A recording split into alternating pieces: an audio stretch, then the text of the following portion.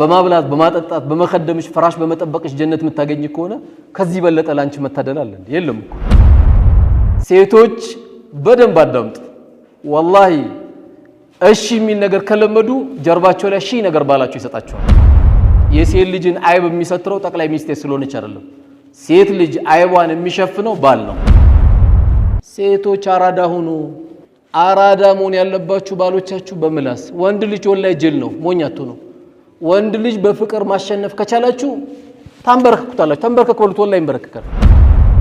ወንድ ልጅ ብዙ የታዘዘው ነገር አለ። ሴቶች ግን እነዚህ አራቱን ነገር ካሟሉ የጀነትን ድርሻ የሚያገኙበት ሐዲስ ነው። አቡ ዳውድ በዘገበው ሐዲስ ነብያችን ሰለላሁ ዐለይሂ ወሰለም ምን አሉ? መን ሰለት ኸምሰሃ አሉ፣ 5 ወቅት ሰላት የሰገደች ወሳመት ሸህረሃ ረመዳንን የጾመች ወአጣት ዘውጀሃ ባሏን የታዘዘች ይቃሉ ለሃ ለሷ ይባልላታል ኡድኹሊ ግቢ ጀነትን ግቢ ይሏታል። ሚን አይ ባቢን ሽእቲ በፈለግሽው በር። የጀነት በሮች ስንት ናቸው? 8 ናቸው። በፈለግሽው ግቢ ይሏታል። አንድ ወንድሜን ሐዲስ ሰማና በሆነ አጋጣሚ ከመስጊድ አዳምጠ ስንወጣ ወላሂ ባለቤቴ የጀነት ናት አለኝ። ምንም አልጠራጠርም አለ። ምን ነው ስለው ወላሂ መስክሬላታለሁ አለ። እናቴ ናት እሷ አለ። በቃ መስክሬላታለሁ አለ። ቀድማይ ሞታለች። ቀድሜ በሞት ኖሮ አላቅም አለ። አሁን ግን ቀድማይ ሞታለች። ወላሂ መስክሬላታለሁ አለ። እናት ሳትበላ አትወጣም። ልብስን ሸሚዝ ለብሰ አትወጣም። የእናት ጉዳይ ነው ትለኛለች አለ። አሁን ብዙም ጊዜ የዚህ አይነት መልካም ነገሮች ሲወራ በዚህ ዘመን ፉገራ ይመስላል አይደል? ታዲያ እንዴት ነው ሴቶቹ ጀነት የሚገቡት? የባሏ ጉዳይ ካለ አንዳንድ ትንሽ ወጣ ያሉ ሴቶች አይጠፉም፣ ሁሉም ግን አይደለም። እኔ በቃ ላበላ ነው ላጠጣ ነው እንዴ ሸሚዙን ልከታተል ነው ምናምን ይሉ እና ለምን መጣሽ እና በምን በኩል ነው ጀነት የምትገባው? አንዴ ደንብ እያባረረው፣ አንዴ ሀገር ውስጥ ግቢ ቂብላ እያዞረው፣ አንዴ በራካፋ አካባቢ ሱቁ ጋር ችግር እየፈጠሩበት ይሄ ሁሉ መከራውን አሳልፎ የመጣ ባል እና በምን በኩል ነው ጀነት የምትገቢ? እኔ በቃ ለዚህ ብቻ ነው ማብላት ማጠጣት ማልበስ እና ምንድን ነው የፈለግሽው?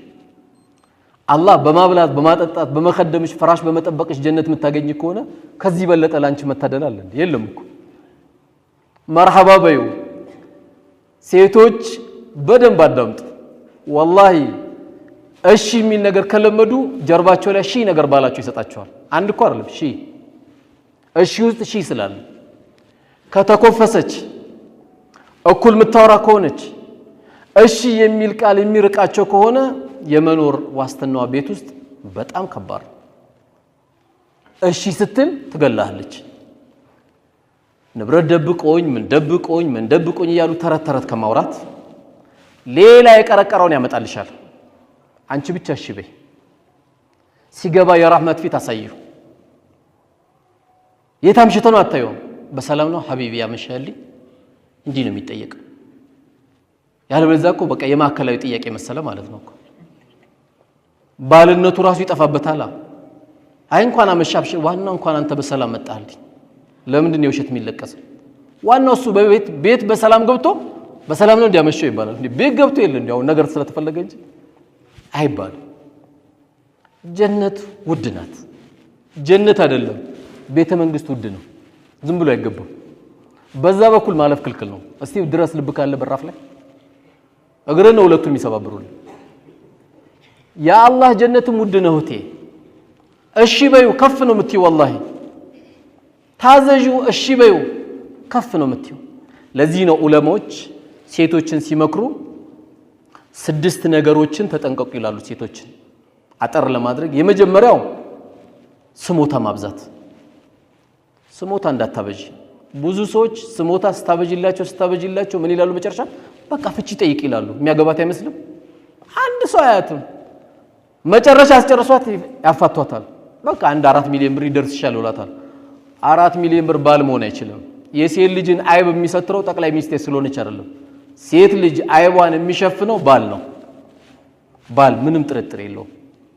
አንተ ቶሎ አኩርፋ ልጅ ከመጣች አፉ በላት ብለ ሄደው ይዛት ሂድ እኔ የኛ ዘር እንዴት ይደፈራል አትበል ምንም ባንተ ዘር ጀነት አትገባ የልጅን አይብ የሚሸፍነው እሱ ነው ይዘላት ሂድ ችግር ካለ አብሽር እኔ እናንተ እናወራለን ሂጂ አንድ ቀን እንዳታሳድራት ሞኝ እንዳትሆን እንዴት እንዲያለች አትበል ያም ልጅ ነው የተቀያየማት ያንተ ልጅ ነው ሰጣህታ አታዳምጣት አልተጎዳችም ሐቅ የላትም ግን ይያልኩ አይደለም ግን ትዳሩን ቀለል አናርገው ስለማታገባት እንግዲህ በኢትዮጵያ ኑሮውን ከባድ ነው ኑሮና ባል በጣም ተወዷል በዚህ ቀዳዳ ላይ ደግሞ ልጃችን ብትፈታ እህት ብትፈታ በጣም ከባድ ነው በጣም ከነአይቡ ወላሂ ባሏ ይሻላታል ከነአይቡ ወላሂ እንኳን ወጣቶች ናቸው አብዛኛው ሳያቸው እንኳን እናንተን የሚያክሉ እህቶች አይደሉም አባቶቻችን 60 ላይ 70 ላይ ባሎ ሚስቶቻቸው ሲሞቱ በጣም ነው የሚጎዱት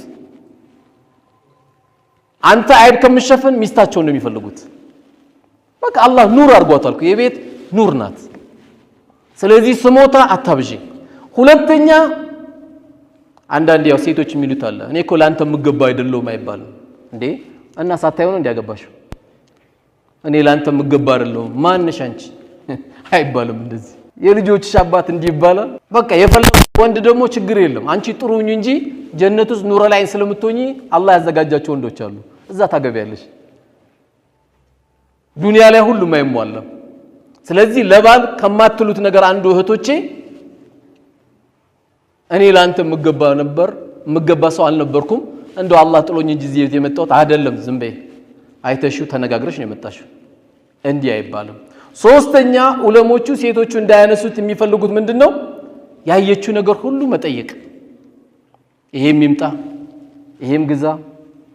ይሄም ግዛ አይደል ቤትሽን ጠብቂ አንቺ እንደው መጨቅጨቅ ያለብሽ ከሩቅም ይሁን ከቅርብ ምቀኛ ቤትሽን የምትጠብቂው በሰደቃ ነው ቤትሽ የሰደቃ ቤት ይሁን ሰደቃ ያለበት ቤት ከሩቅም ከቅርብም የሚመጣ ሐሲድ ካለ ሰላሙ ይቀጥላል የቤቱ ሾው ከምናሳይ በሰደቃ ነው የቤቱ አይብ የሚሸፈነው ሁሌ እየቆለፍን ብቻ ምንገባ እየከፈትን ብቻ ምንወጣ ከሆነ ይሄ ቤቱ አይጠበቅም የምትይዟት አሮጊት ካለች የተሰበሩ ልቦች እየጠገናችሁ ካላችሁ ልጃችሁንም ሀብታችሁንም ተዳራችሁንም አላህ Subhanahu Wa Ta'ala የሚጠብቀው በዚህ ነው ስለዚህ እነዚህን ያየችውን ነገር ሁሉ እንዳያማረም በሚል በመጠየቅ ወደ አላስፈላጊ ነገር እንዳይሄድ ቤታችሁን ጠብቁ ይላሉ ዑለሞቹ ሌላው ደግሞ የራሷ ጉዳይ ብቻ የሚታያት ስለናትሽ ስታወሪ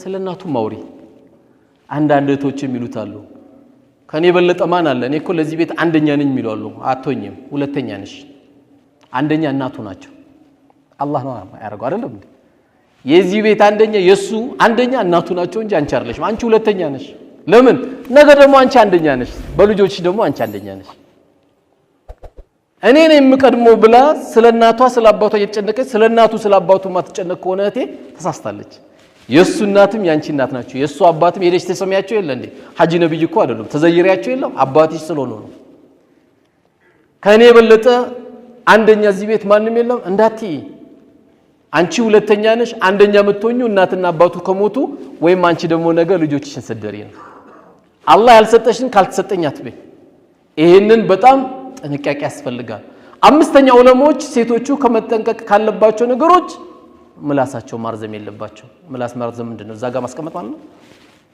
በዛም በዚህም ነገር መያዝ በቃ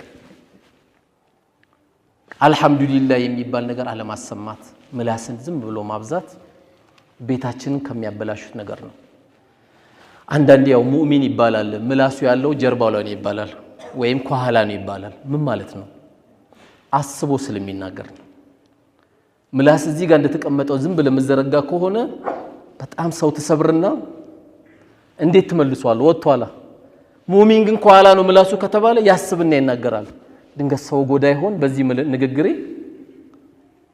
ይሄን ቤት አበላሽው ይሆን ብሎ በጣም ይጨነቃል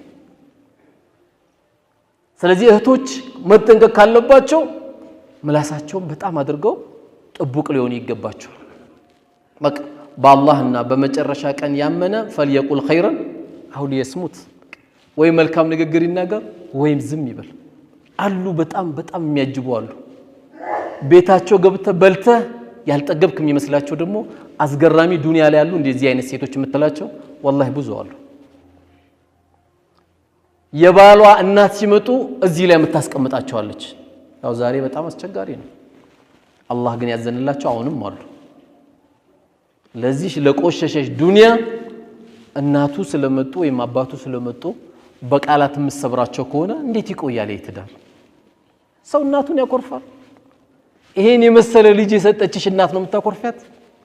ይሄን የመሰለ አባት ነው የምታኮርፊው? ይሄን የመሰለ ልጅ የሰጠሽ እኮ አባት ነው። ከሱ ጀርባ የተገኘ ልጅ ነው ይልጅ። በእነዚህ ላይ በተለይ ጥንቃቄ ያስፈልጋል። አባት ለምንድን ነው የማይመጡት? የታረደው በግ እነሱ ካልቀመሱ ማን ያልቀምስ? ወላሂ ለነሱማ ጥሩ ካልሆንክ ለኔ ጥሩ አትሆን ብለሽ ስትይ የበለጠ እዚህ ላይ ያረግሻል። ቼቼ ነው የሚያረግሽ። ወላሂ ካንቺ የበለጠ ከፍ ያለ ሰው ማንንም የለም። ሴቶች አራዳ ሆኖ አራድነት ያለን ኮስሞቲክስ በመግዛት አይገኝም። እሱ አይደለም እንዳይመስላችሁ። አራዳ መሆን ያለባችሁ ባሎቻችሁ በምላስ። ወንድ ልጅ ወላሂ ጅል ነው፣ ሞኛቱ ነው። ወንድ ልጅ በፍቅር ማሸነፍ ከቻላችሁ ታንበረክኩታላችሁ። ተንበረከክ በሉት፣ ወላሂ ይንበረከካል። በልህ ከመጣችሁበት በቲቪት ከመጣችሁበት ቤታችሁን ታበላሻላችሁ። ያው ዛሬ እዚህ ጋር ያላችሁ ሁሉ ልጆቻችሁን ይሄን ነው መምከር ያለባችሁ። ለምንድን ነው የማይገዛው ባል? እሷ በፍቅር ከመጣች ወላሂ ምንም ይገዛላታል። ምንም እየገዙ ያሉ ወንድሞች አሉ። ለምን? ቤታቸው በሚስታቸው ሰላም ስላገኙ